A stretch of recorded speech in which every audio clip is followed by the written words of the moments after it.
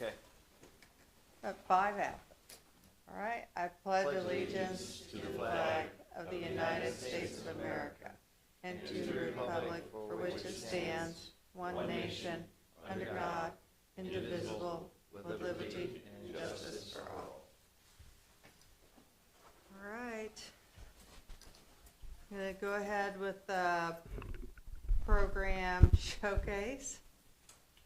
Sorry you have a small audience. Actually, well, if you want to stand there, you could, but Sheila, if she comes in, or Brian, we kind of just put you guys here if you're okay with that. But thanks for having us this evening here. I'm Paul Vonderwell, and I teach in the cybersecurity program here, so we're in our third year of that program. And it can be challenging to talk about what we actually do in the classroom for most common people to understand, and please forgive me if I'm talking down to you, I don't mean to. But some of the things we do is very detailed, so I typically describe it this way. When the students come into my classroom, it's a cybersecurity program where they're going to be learning about how hackers attack a network. What are the methods that they use? The tools that we specifically use to stop those things are not appropriate at this level, but we introduce to them what the threats are, how we call them vectors, how people can gain access to a network that's inappropriate. For example, like we might find a middle person in an office that has a sick mother, and they are the keeper. My wife had a saying, don't ever tick off the secretary and the janitorial staff because they know how everything's done. So if you can get that secretary and find out that she's got a sick mom and they need more income then to take care of mom, then you can use that as an exploit to get information into that network because she's under a lot of pressure at that point. So it's things like that we're trying to get to them to understand. Now on the other side of that is, how does the network work? How do we move data around? And it's difficult to explain these concepts in one quick motion. But when we talk about that cable that comes out of the back of your computer that goes into the wall someplace, there is a whole world of stuff that's going on back there, and that's where we live, is in that environment. So we're talking about how routers work, how VLANs work, how switches work, things of that nature, so that they understand how the network functions in a broad way, and then how the threats are, and then when they go on to school someplace, they can then marry those two together and become cybersecurity experts at that point. It's kind of like you got to learn to crawl before you run, and I'm teaching them how to crawl at this point. So I also have with me here Braden Ramsey and Amal, who's going to help me with their last name because I keep butchering it. It's quite simple. Saini. It doesn't look like that on paper. These are some of my students. Braden is from an afternoon class, and Amal is my morning class. And if you could tell them where you're from, please. I'm from Whiteland Community High School. I'm from Southport High School. And you guys have questions or anything, or would you like to know more, or how? Well, if the students could talk a little bit about their experience, the benefits of the class, what they plan to do, career-wise, those kinds of things. I just want to first off and say that Mr. Wanderwell is such a good teacher. He's very understanding for when people are new to things. Actually. I paid her to say that. He did it, guys. She's my favorite. She brings me brownies. But we're also doing our basics right now, so we can actually understand what's going on inside the computer, so we can actually troubleshoot and work the computers. But this is going to be so helpful for me when I go to college because I will be studying cybersecurity, and I will also be using this in the Army. Oh, awesome. To build off of what she said, Mr. Vonderwell is a fantastic teacher. Me and him work one-on-one quite a bit because I am probably out of all the afternoon students the most dedicated and involved in I would agree with that. in the program. But I enjoy what we're doing, and I think it will help going forward, going a little more in depth than I'm used to at my own high school, looking at how the network functions and different ways that other people can attack it, and how I, as someone who would be going into cybersecurity, would be able to defend it. And so we're setting that groundwork for them to go on to school. It's really not a topic that's suitable to go right from here to employment. There's just so much more that they got to know. Now, there's always exceptions to that rule, but that's kind of the way we approach that. So I'll get students that are coming in, a lot of them are just like, what's this cybersecurity thing? Somebody said it was fun. I'm sorry, this is not a career that you want to go into on a whim. It'll eat you alive. So you kind of got to have a dedicated interest to it. And they're finding out now what it is that's all going to entail. And then some of them are going to go like, I wish I'd never been here. And that's perfectly acceptable in my mind, although we got to get them through the class. But you don't want that. You don't want to get into that career that you hate, right? And so. I'd be curious, what was the event or thing that happened in elementary or junior high that got you interested to go into this? I just watched a lot of like movies that had a lot of techy stuff, and especially They make it look cool in the movies. yeah. But my sister and I did this program at a university in New York, Fordham, and we started with the basics a little, and it was like very interesting to me, and I just wanted to go into that field. Is it anything we're doing like what you see in the movies? Just a little bit. Just a tiny bit? For now. Most of that is, my wife gets very mad at me when we see those in the movies because I'm like, that's not how that works. No. So. So what is the basics to cybersecurity? I mean, I don't really I'm- know much about it other than what it is, I guess, and what it's for, but. We are associated with Vincennes University, so their cybersecurity program. Okay. So what they're doing is they're preparing students to go into that cybersecurity world, and it's very, very broad. It's kind of like saying I want to go buy an automobile. You got a whole bunch of choices. Which way do you want to go? So there's these guys down here that are building the networks. There's the guys that are managing them. Then and that's not necessarily a hierarchical. And then there's the CIOs, Chief Information Officers. And then there'll be a staff that is responsible for the security policies. I think the students haven't really said this. I was surprised to learn it when it came up a few years back, that hiring and firing practices are a major security problem for the network. Environmental controls are a thing that the cybersecurity people got to worry about. Ventilation systems to the building are things that you got to worry about. So anytime that there's somebody going around making a major change in a building that you would not ever associate with a cyber, you got to worry about that. Cyber guys do, because it might affect the cooling in the computer room. You got to keep them cool. I mean, Amazon can't tolerate a power outage, right? If they did, they're going to go out of business. So they're going to have their own power plant or their own power supply out there. So it's a security issue at that point. What these kids are doing now, they're looking specifically with Cisco routers. They're learning about. I should let you guys say this part, but it's the VLANs and basically how the structure works, how to get the data around, and what are the weaknesses. Like TCP/IP is a great thing, but it was never made for security. There's none built into it at all. So what are the weaknesses of TCP/IP? You can get SYN attacks. I'm not sure I'm answering your question well, but there's, I mean, well, Do you know any more than you did a few minutes ago? Mr. Prada. Yeah, so you want to go into the Army and do cybersecurity, Yeah. is that what you said? And what are your future goals? My immediate goals right out of high school is to serve a 2-year religious mission, and then when I get back, it's still up in the air, but I'm either going to go into a cybersecurity type field, or I'm going to go into the education route. Those are two very different career paths that I'm currently thinking about. But this cybersecurity and the Central 9 program is definitely helping me narrow that down and figure out what I'm actually getting into experience level wise. Yeah, and I work for an IT company, so we definitely have cybersecurity folks that work for us. We're pretty small, 200 employees or whatever, but at least 6 of them are cybersecurity.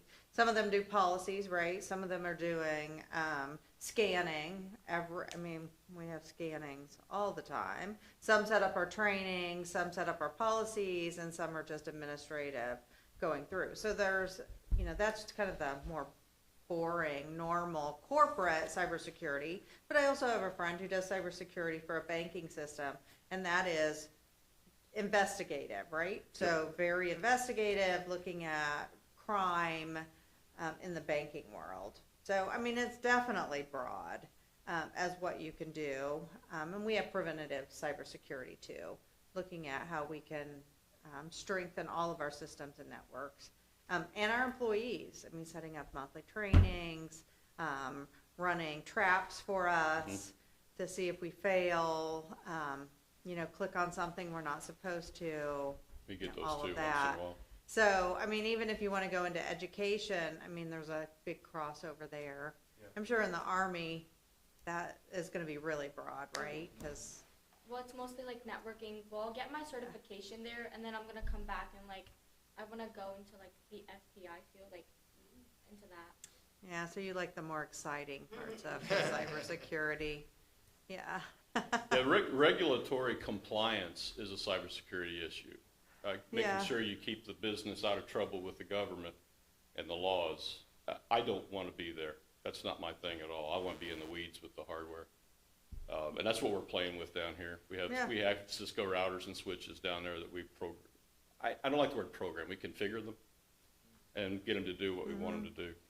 So is the focus mainly on IT networking, or does it also include things like the DDoS type of attacks? We do talk about those. Okay. So now those are from a Ransomware. 30,000-foot view. Yeah, okay. And the how the network works, we're in the weeds doing the detail.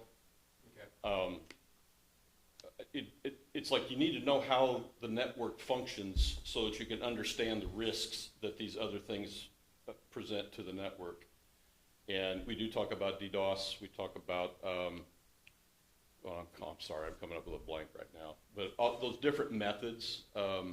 Stuxnet was one, was a cybersecurity attack on Iran back in the 90s, I think it was. Yeah, we talk about those kinds of things and how they came about. And then you start to realize that this hacking thing, as many people that are doing it, it can be pretty boring and challenging to hack somebody's network. So what they'll typically do is go around and it's those nasty emails that you get, and somebody will mistakenly click on that attachment, and that is what opens it up, and now you're had. And now what can the IT guys do about that? So we're trying to get them to understand those kinds of things. This is a popular topic now. I work in defense, and so we're always trying to train people on it. They said something like 70% of the things happen with insider threats.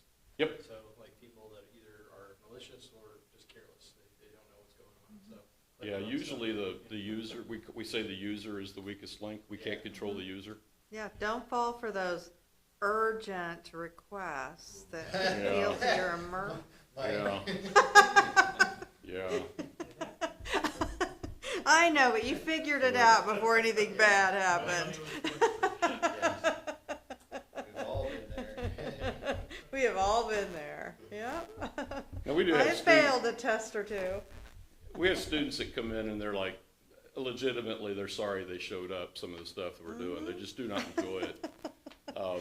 And we try to have fun with that as best we can. If they'll work with me, I'll work with them kind of a thing, but at least they know they want a different career. And I think that's a valuable lesson in itself. Yeah. Yeah. And it Particularly helps at you this in your age. personal life to know, don't click on that link. Yes. And it's, Thanks for getting here. Oh, yeah, you're the savior. Sorry. Oh, no, It's you're okay. good. It's okay. You It's just not missed okay. the presentation. Oh, I'm so sorry. over That's my now. favorite part. You did a nice job, and it's Yeah. recorded on YouTube. Okay. Yeah, there you go. I will. I have to go listen to it now and see what I said. Yeah. How many lies did I? Well, I would thank Any- these guys here, if I can, for coming in. Appreciate you guys doing that for me and telling them what a great guy I am. That makes me, Yeah. You had to adjust your work schedule, didn't you? Yeah. He did. Yeah. He adjusted his work So Oh. schedule. thanks for doing that. Well, I thank you. asked my boss for half day, and was like, no, this is more important, you just have the whole day off. I'm like, Oh, I won't complain. that's great. Yeah, yeah. Well, thank you for All having right, us. thank you Thank very you. much. We greatly You're free to appreciate go, you it. don't have to stay. Yeah, yeah, I got it. All right, well, there were no additions or changes to the agenda, so moving on, can I get an approval for the consent agenda, which includes the financial report and claims, the personnel recommendations, and minutes of the last meeting? I'll make a motion, we approve the consent agenda as presented. Is there a second? I'll second. Any questions or comments? All right, seeing no questions or comments, all those in favor signify by saying aye. Aye. Any opposed, same sign. All right, motion passes. See, Sheila, you were here right in time, Yeah. and you probably didn't get a speeding ticket. Yeah, but That's an old joke. Yeah. Dawn did get a speeding I ticket. did get a speeding ticket coming once. All right. Items of action. So 4.1, we have to run off of the allotment we received last year, which was $810,634 for Perkins Grant. Well, we just found out today what our new allocation is, and it's $835,972. I always present it to the school board so that you're aware, and then we also have permission to move forward. Our Perkins Grant allows us to purchase materials, equipment. We pay for salaries for a number of staff members. It also helps pay for professional development, and it's because we're Area 37, all of the Perkins funding comes to Central 9, and we actually receive, of the 54 districts, the 4th highest amount in the state. So, just for your knowledge. But, so I'm asking for approval for me to submit our Perkins Grant, which is essentially a title grant, for $835,972. Is that for 2026, 2027? It is. Yeah, I just had to put last year's allotment as a placeholder, but now I know the actual amount, which is $835,972. Does it make you nervous to pay staff out of a grant? This is, because it is essentially a title grant, it is a renewable every year as long as they renew Perkins. This is the 5th version of Perkins from the federal government. If they ever got to a point where they weren't going to renew it, yeah, that would be a problem. And I'd have That's to why ask. it always worries me to pay the Yeah. staff out of, get them started, but then figure Right. out how do we mold them into. Well, we the have budget. been paying staff out of Perkins funding for decades. So even though grant seems like it would be temporary, it's been a long temporary time period. It's made it through different administrations. It has, it has. Yeah. Anything else? All right.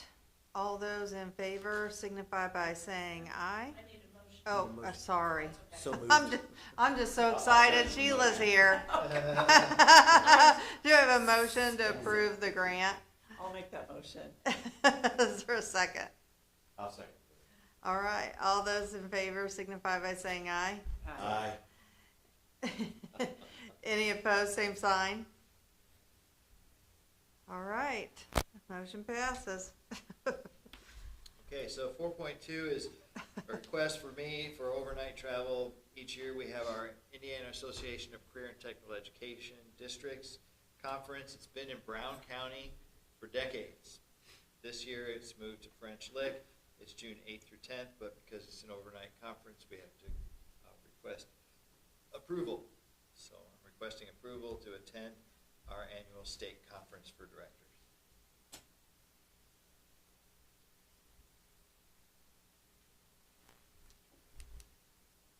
I'll make the motion we approve. Is there a second? I'll second.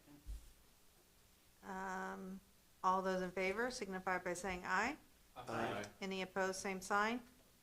All right, motion passes. Then 4.3 is out-of-state travel. So Chef Brian Mendenhall, whose students provided our dessert this evening, is requesting to attend the American Culinary Federation Educator Summit in Grand Rapids, Michigan, June 27th to 29th. And then John Keene, who's our auto collision teacher, has been here 9 years.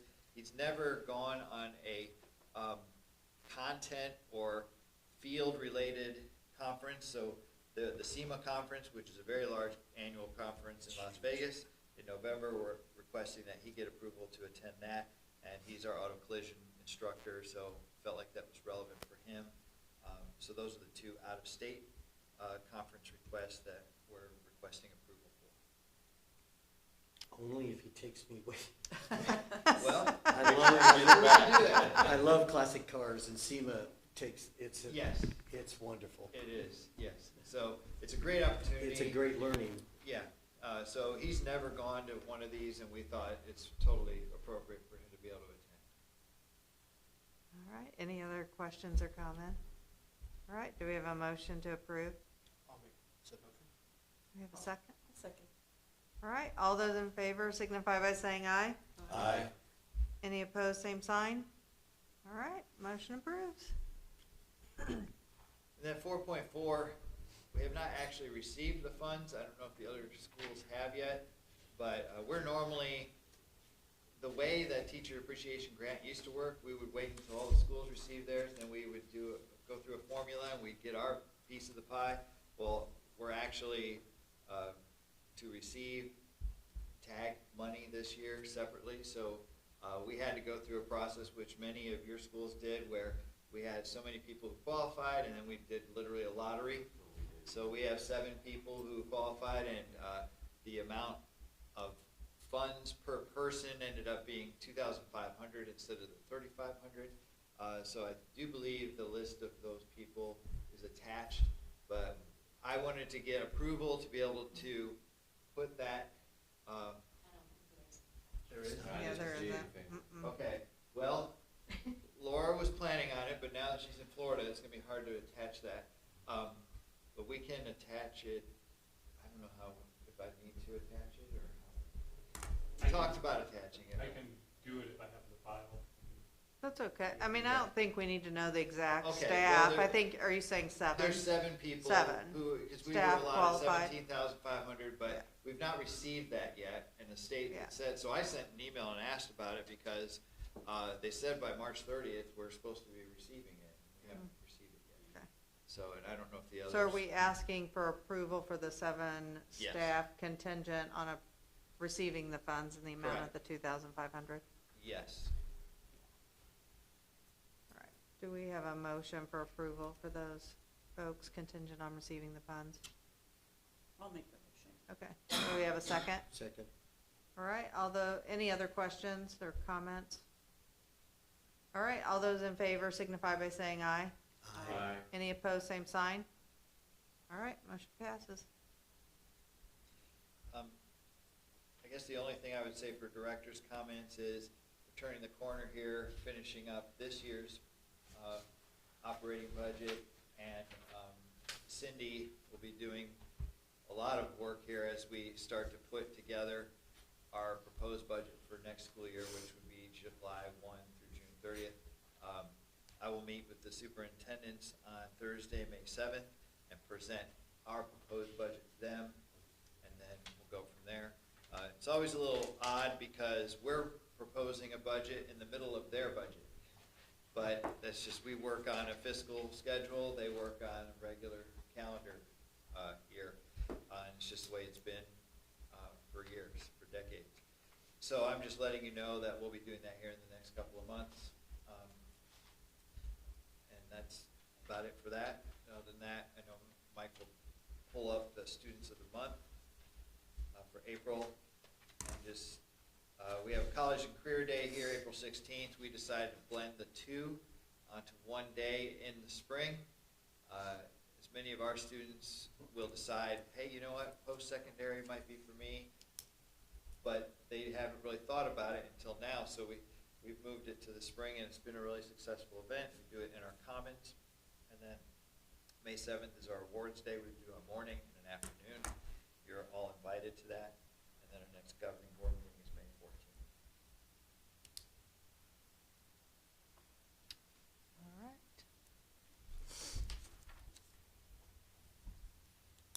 For high school? Yeah. Okay. All right. have some staffing updates. Jim Prince, our diesel services instructor, is resigning April 24th. So we do have a posting up for a diesel services instructor, which would begin April 27th. We do have an applicant, and I actually, at the start of this meeting, received word that he'll be coming in next week for an interview. So hopefully we get someone in place by Wow. that time. We're also looking for a smart manufacturing instructor for next year. We're hoping to do those interviews in the coming weeks. We have 2 applicants for that. We have a couple of committees going on at the moment. Our open house tour committee is meeting to discuss ways we can improve the recruitment experience for incoming prospective students. We're looking at, for the tour model, to maybe go to a potential e-learning day in the fall, where it's open to all high school freshmen and sophomores to come in and essentially rotate through a bell schedule event where they can see their top 5 programs and get information from instructors and students, our ambassadors, and our lab techs. We're also looking at different dates for our open house.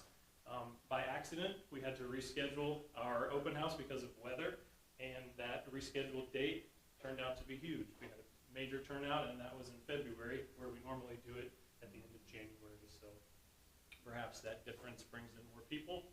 We're discussing that as a possible option. The evaluation committee is meeting to look at our current tool and look at more ways to focus on professional growth. We're researching text by Robert Marzano, including developing evaluation and the new art and science of teaching to hopefully create a growth model that focuses on continued improvement and powerful instructional practices. We've met twice, and it's been pretty powerful discussions. We're really excited about it. For professional learning, yesterday we looked at what's really important in education through a variety of activities and discussions. Teachers identified different aspects of education, how they impact student growth and engagement. And we had a lot of good, deep conversations. It was beneficial with very positive experience. We had really great feedback. Student services update. Our C9 camp with middle schoolers was a success. 18 instructors participated. It was our largest yet. Students came from Franklin Central Junior High and Greenwood Middle. 79 students were inducted into National Technical Honor Society last month. We have the National Guard here for Disasterville, which was a really neat hands-on event conducted by the National Guard that focused on disaster response. Lots of VR simulators and physical barriers. It was pretty neat. And finally, all schools have submitted their master enrollments, and that scheduling process is currently happening for next year. And Mr. Braden and I are also wrapping up evaluations.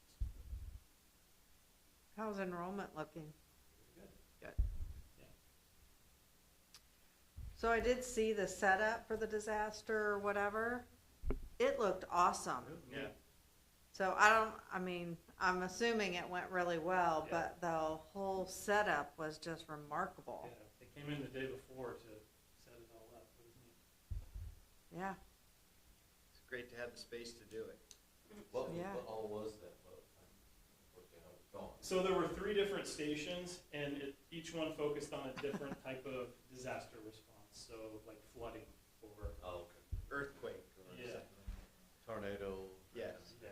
So our CERT classes, criminal justice, medical assisting, courses that would relate to being part of a disaster response went through the simulation. Yeah. I'm thinking the students probably had a great time. Yeah. Mm-hmm. Yes. Mm-hmm. What a fun day. All right, any questions or comments? Thanks. Thank you. Always appreciate your information. Thank you. You're up. Adult education. So I asked for your approval on the adult education personnel report. Can you help me understand Zoe Hawkins, what role? She was a data assistant, part-time, and she's resigning because she had a full-time, big girl job is what we say. Okay. We won't backfill that this year. All right, we have a motion to approve the adult ed personnel report for April. I can move said motion. We have a second? I'll second. All right, all those in favor signify by saying aye. Aye. Any opposed, same sign? All right. Thank you. Mhm. The next thing up, I believe, is our budget. I think Paul went over this with you last year. It's not really our, Last month. like, yeah, last month, thank you. Last month, so it just shows where we're at in our grant stage. So this is our state funding, what we've been using. We're doing pretty well we're on course with that pretty well. If you scroll down just a little bit more, Mike, yep, this is our new money that we just started being allowed to use. So we had like a little leadership team meeting in adult ed where I think we're gonna try a couple of fast track classes. We have about almost 100 students who have taken at least one section of their high school equivalency / GED. There's 5 sections to it. So our goal is we made a goal to try to get 70% of those folks all the way through before the end of June. And we have some of this money, so we're gonna run a couple of what we're gonna call fast track classes to get them in here a little bit more, a lot more hopefully. At least a little bit more, and get them working on their subjects that they haven't taken tests on yet. Like I said, we have quite a few who have only taken one section, and we'd hate for them to not move forward. We'd like to get them all through before the end of June, but that'll never happen. But our goal is to get 75% of those through. So we'll see if that works for us. We haven't done this before, but we're gonna try. Normally we have classes twice a week for 3 hours. At a time, so we're going to offer these classes morning and evening, like 2 hours at a time, and let them come as much as they would like. Hopefully they will be motivated. We have quite a few of our folks who don't work, so this could work for them. We're gonna see. So the beginning of the school year, half the school year, where this funding wasn't available, did we lose out on courses that we normally provided or anything like that, or? Well, yes, because we weren't, our English language learner classes were really, yeah. So yes. But most of this, the fast track classes are really for the high school, the people who are on track to get their high school equivalencies. English language learners are some of those folks, but it takes those folks a lot longer to get through. Is it projected, I don't know, that we're going to be able to spend this grant money? That's what Paul and I were working on, so hopefully, yes, that's why we're adding some of these classes to help ramp it up. Good question. And then if you scroll a little bit, if there's no more on there, here's, Paul put this page in. These are the old grants, and then these are where we're paying the 1710 on the very bottom, not the second to the last bottom line is what we're paying utilities into. And then that will go over to one of these other accounts that has a balance on it at the end of the year. And then the 3200 is our adult education. It's growing right now. So we may be able to use some of that to also help pay down some debt at the end. So I think you all somebody asked for this, so. Yeah. Yep. I thought that's what that was. Yep. Is there a priority, I mean, at the end of the year, I guess, are they gonna just decide to do the oldest first, or is there like a priority that's decided? Actually, Paul would like to pay down at least something off of there to make the list shorter. So like Is that the what smaller you- ones? Yeah, Yes. the smaller ones to get them off. So when State Board of Account comes, we clean this up. Does that make sense? Make the list smaller, maybe? Yeah, but before we do anything, we will get your approval. So you will know. Yeah, and with the electricity prices fluctuating, Mhm. are we set to evaluate that 20,000 amount? Which, I mean, adult ed may not have 20,000, right? We know that. But are we set to look at that at the end of the year to see, is 20,000 still fair? Is it not?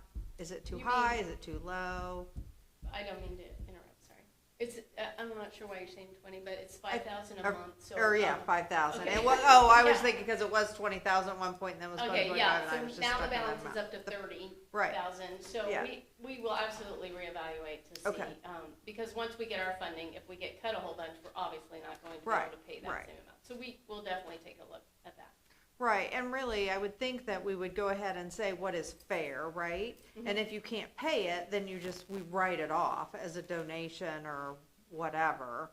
But we say what is fair, what is an equitable amount. If you Okay. can't pay it, you can't pay it. It Mhm. just gets written off. But Sure. I don't know. I mean, Cindy's probably the smartest one in the room for that. But, I mean, Well, when we started this, I ran a year's worth of utilities. Yeah. And that's what Paul looked at. right. to Yeah, so I would estimate. just think, You are correct, we do need to rerun that because our utilities have increased. oh, yeah, I mean. Unbelievably. Oh, yeah, the cost is, I mean, it's crazy. And I don't know what's gonna happen with everything that's happening in Indiana, I mean, so, So we will definitely relook. okay. And we know that you may not be able to Right. afford it, I'm not saying. Right. Yeah, I appreciate that. yeah, Yeah, yeah. thank you. I just want the documentation that we're doing our due diligence. Absolutely. Are the next year's grants based off of the spend for this year? No, they're usually, well, sometimes the spend, but also our performance, how many people we get enrolled, and then how many gains we get, and how many people we get to pass the high school equivalency. So are we looking at a potential issue for ELL for next year? I honestly don't think so, because every program is like this in Indiana, so we've all faced the same thing. So not this year, but now the next, yeah, like, if they give us like, they didn't even give us an enrollment goal this year, so. Now, next year, if they give us an enrollment goal and we miss it by 500, yes, I would say so. That kind of plays in my question. Yeah. Do we keep an eye on what our competition is for adult? Oh, absolutely, yeah. Oh, I thought you did. Yeah, we're competitive here. Yes, we do compete through the other programs for our funding, yes. And we are usually one of the higher performing programs. Not one of the largest, we're kind of in the middle. But we do really well in our trainings and our workforce partnerships. Our trainings, because we're here at this unique facility that has all the labs. So we do really well in trainings. What are some of our competition in a local area? Like Warren Township and Walker Township and Wayne Township. They're just a little bit above us in enrollment. They usually do a little bit better than us in all aspects. Blue River used to compete with us, but they've kind of fallen off. They're down on the lower side. But it's the 3 township schools. Is it connected to address where you can go? No, Is it- So they could come here even though they may live they north of can, Indianapolis? yeah. Okay. And sometimes if we offer a training that like Blue River doesn't, they come here. Like I said, we gain a lot of enrollment because of our trainings that we offer. Yeah, good question. Absolutely, we compete for them. Well, I figured there was. It's probably gonna get more so. Yeah, and like speaking to that, I had a friend who was trying to look for programs in like Allen County and up in that region. And what we offer here Yes. is so much better than that entire Yeah, region. I mean, yeah, I was shocked. yeah. Region 5 is what we're in, and we usually are the top performing. Yeah. We also have Yeah. Department of Corrections in Region 5, so that helps our enrollment as well. Wow. Yeah, I never thought about that connection. Because Yeah. they get time off and stuff for Yes, they do. taking education. So their enrollment's really well, yeah. Dr. Kovach came from Elkhart, which you have an adult ed program up there that is similar, but, so we would compete with them also. Anyway, Who else is in competition with Fort Wayne, that area? I mean, is it just the Fort Wayne there's area lots of, and schools? it's not necessarily tied to a school. I think there's, Yeah. there are 53 adult ed programs across the state now, and I'm trying to think of the Yeah, ones. cause it's in- like Allen County something, I mean, it's more Allen County, but I mean, they just didn't have a lot at all. Can't think of the Kind of name. surprised. Yeah, Anthus? well, you would think That's they the would first thing. Well, need that Anthus? kind of more Anthus, manual. yeah. And they Not it. changed their name too, so Yeah. I don't know. But even looking at Warren, I mean, they don't have much. I mean, medical assistant, nursing, construction, paraprofessional education, and phlebotomy See, they don't technician. do a lot of trainings, they Yeah. do more of the HSE side of things Right. now, so, So, yeah. Mm. Good for you. yep, thanks. And then I think, maybe lastly, is our monthly chart. Yep. This is our enrollment, so really HSE, we're just a little bit down from where we would have been last year. Obviously, English language learners is really far down. And we're almost 500. So, I'm really not too upset with the chart. On the HSE, is that enrollment? Enrollment. So Enrollment. they have And to when have will been they here. start taking some people have already taken their exams, right? If they're in our high school equivalency classes, no, No? they're all working towards taking Okay. that. Yeah, I didn't know if some of them were, if it was independent study, so some of them would have already, or if Yeah, it was guided. Once they normally pass, they normally get out of here. Right, that's, Yeah. yeah, Unless we can stick them in a training. right. Yes, if that's what you're talking about. But our trainings are integrated and educating at the same time. Mm-hmm. So we like for them to be working towards their GED while they're taking welding or while they're taking medical assisting. So they're working at the same time together. It's a very unique, the way we have it designed. It's a good thing. Keeps them motivated. So, You know, getting two things done in the same time frame instead of this time frame and then this time. absolutely. It helps them. Yep. It's a motivation. It's motivation, so when we have our graduation, they'll get, hopefully, their high school equivalency and a certification, so that's the goal. Good for them. Yeah. Then they get a job. Yeah. Yeah, easier, so. I didn't put the success story on the agenda, but I printed one out, It's on there. you should have one, so, Oh. thank you, thank you. Thank you. All right, Yep. thanks. All right. Well, do you have any public comment? Because you're the only public, too. Good. All Thank right, you. board member comments? The other thing I wanted to say, I was surprised that there was a mention for the culinary instructor, Brian Mendenhall. Yeah. Yeah. He won a competition over Easter at Ivy Tech. It's kind of interesting. I saw that kind of out in the wild on Facebook. Okay, I wasn't aware. Yeah, it was called the 2026 April Fool's Mystery Basket Competition at Ivy Tech. And he, Well, he well, won, wow. yeah, he won with someone else a top prize, so that was kind of interesting to see that out in the wild. It would be, yes. Good for him. Huh. It was on Wow. a Facebook review thing called the Kaufman Review. He reviews local restaurants and stuff. so- Oh, yeah, he's Yeah. always on ours, too. Yeah. But I missed that. Well, you'll have to say something to The him. picture, I don't know if that's him, because I don't know what he looks like, but there's a picture. Yeah, that's him in the front. I don't know if it's hard to see. Okay, what was it called again? Get on The him. April Fool's Mystery Basket Competition, but what he made looked very nice. You know, some sort of duck, you know, dish with apple something on Okay. it, so. Looked maybe Asian inspired. Really nice. Sounds good. He's very talented. That's neat. Huh. All right, well, thanks for bringing that up. We'll have to give him a hard time for not. So, anybody else have any comments? If not, I'll take a motion to adjourn. So moved. All right.